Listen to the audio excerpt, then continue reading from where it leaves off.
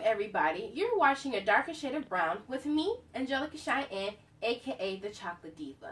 I have all the tea for you guys today, from Mary J. Blige to James Franco. We're going to be getting into all of that. Before we do, I'm going to get over here into my little comfy chair. I have my tea here. I have my tea in my hand, so let's get into it. Now, unfortunately, Mary J. Blige and her estranged husband, Kendu Isaacs, are still battling it out in the court of law. They both have not yet come to divorce agreements. Now, the two filed for divorce back in 2016 when Mary was just finally tired of all the shenanigans Kendu was putting her through, okay? Apparently, throughout their 12 years of marriage, it is no secret that Kendu was having multiple affairs. The most notable ones was with Corinne Steffens, aka Superhead, Mary J. Blige's protege, Star Shell, and Mary's assistant. Now, I'm just gonna let y'all sit with that, okay? It's bad enough he was creeping with different women, but her assistant really Kendu? Anyway, although Mary is trying to move on with her life, she seems to still has to be having her tag-along Kendu with her. He is requesting even more money in spousal support. Now, the crazy part is Mary J. Blige is already paying $30,000 a month to Kendu in spousal support, but he's deciding that is just not enough. He wants even more. So Kendu is taking Mary back to court, requesting over $65,000 in spousal support. Now, Mary already said she doesn't want to get him one red cent, and I don't believe she should. However, unfortunately, that's the way divorces work. But the crazy part about it is he wanted $130,000 a month from her originally. Who needs $130,000 a month to live when that's some people's yearly salaries? I don't know. But according to Kendu, it's because Mary J. Blige is trashing him. In his own words, he says Mary J. Blige is trashing him and making it harder for him to find a job. I do not know how Mary J. Blige is keeping Kendu from getting a job, but apparently that's what he's trying to say. Me personally, I've never been a big Kendu fan. My mother is a huge Mary J. Blige fan. She loves Mary, she loves some Kendu, she loves them together. I was rooting for Mary, but personally, I just never trusted Kendu. He always looked a little shady to me. I don't know if it was because of his eyes or it just, he didn't look very trustworthy. He looked like he shouldn't be trusted. But I'm just going to have to let y'all sit on that. I'm going to sip this tea because I just cannot believe it. Mary, good luck, girl. Anyway, I just had to sip my tea because I just couldn't believe it. Moving on, it looks like 2018 is not only bringing in new babies but new moves. Love and hip hop New York star Sin Santana and rapper reality star and former host of Complex Everyday Struggle just welcomed a beautiful baby boy last month. Although Joe Budden has a new bundle of joy, he also has some new rap beef. Now, I don't know how a person who hasn't had a record out since the mid-2000s still has rap beef, but leave it up to Joe. He does. Unfortunately for him, 50 Cent is now on the train. Now, this whole thing started when Bizarre from Eminem's rap group D12 commented to Joe on Twitter about something Eminem had wrote in his new rap song Chloroseptic Remix. Now, according to Bizarre, the lyrics included in that song was in reference to Joe because he had criticized Eminem's new album Revival. So, like Eminem does, he made a diss record dissing everyone who criticized the album. And Bizarre said himself that the lyrics was directed at Joe. Now, 50 Cent hopped on when he posted a picture of Joe Budden on his Instagram saying that he has an ass whooping coming and that he will get over it under the caption.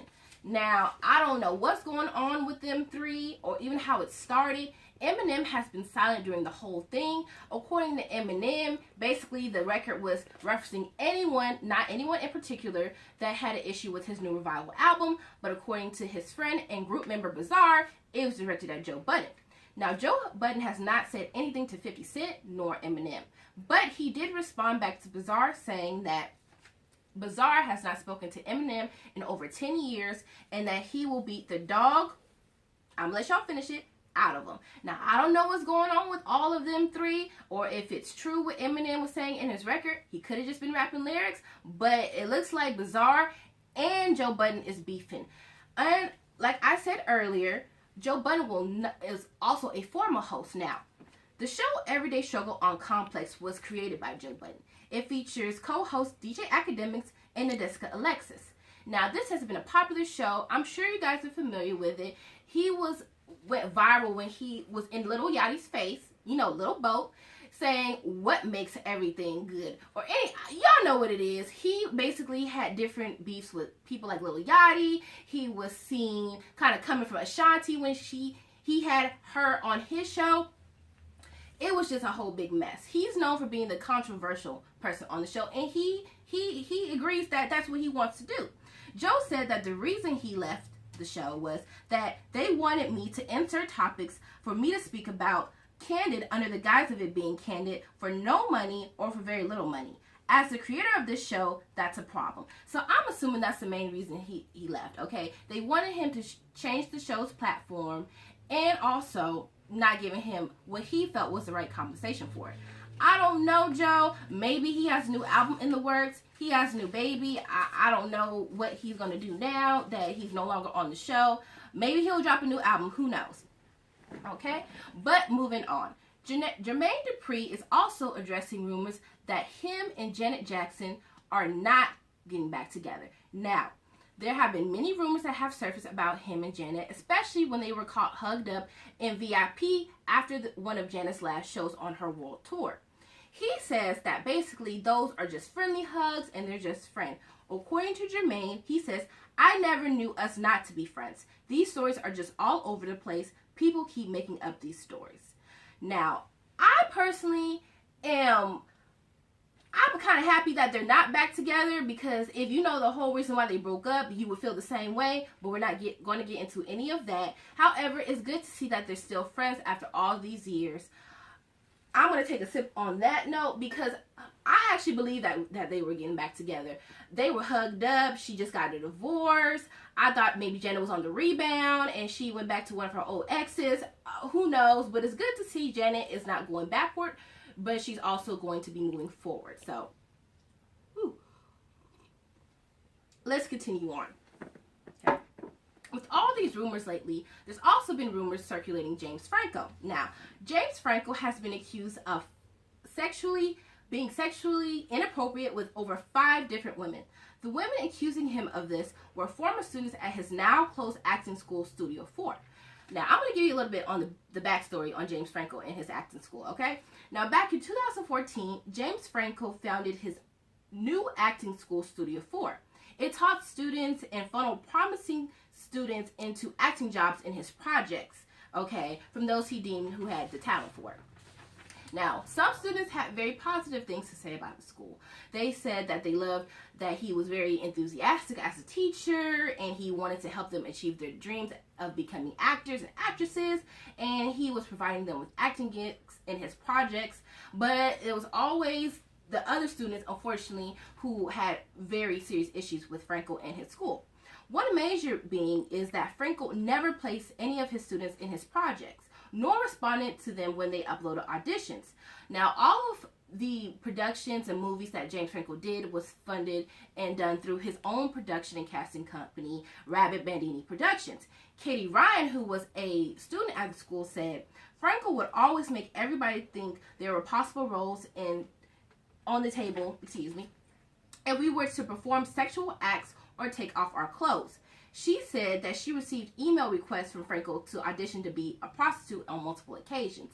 Now, with that being said, I can see how that gets a little tricky. Now, it's not uncommon for people to play prostitutes on TV or in movies, but if that's all the roles that are coming up in his films, I can see how that would be a little sketch. All right. Now, according to another student, Sarah Tither Kaplan, she said that during a sex scene with Franco in one of his movies, in which she was fully nude during an orgy scene, Franco took off the protective cover that shields, in the movies, the private area, the little film protection they got down there. Yeah, Franco removed that. Yeah, she said that he removed that from her private area and continued to simulate oral sex on her during that scene. Kaplan said also that Franco had asked her and other actresses to appear topless in movies, insisting they had to do it because of their role. Although Kaplan was uncomfortable by all of this, she continued to go along with it simply because the position Frankel held in Hollywood. However, she did discuss negative experiences with her family back in 2015 when it happened. I just had to, when I first read this, I was like, no, not James Franco. I loved him in Spider-Man. I loved all of his work. It was very disheartening to hear. However, these are these women's experiences. Another woman by the name of Violet Paley tweeted about James Franco, accusing him of sexual misconduct. Paley tweeted, "Cute, time's up, hashtag, pin James Franco. Remember the time you pushed my head down in a car towards your exposed penis, and the other time you told my friend to come to your hotel when she was 17, after you had already been caught doing that to a different 17-year-old? Now, this is where it got really hot because it went beyond just power play in the workforce. Now he is doing questionable acts with a minor. So all of this is under investigation. Currently, James Franco is denying these claims. However, he acknowledges the main issue, which is sexual misconduct in Hollywood and in the world in general. On the Late Night Show with Stephen Colbert, Franco said, "The way I live my life, I can't live if there's restitution to be made. I will make it. So if I've done something wrong, I will fix it. I have to. I think that's how that works. I don't know what else to do." So that's all for today, guys. Thank you for watching today's episode of A Darker Shade of Brown with me, Angelica Cheyenne, aka the Chocolate Diva.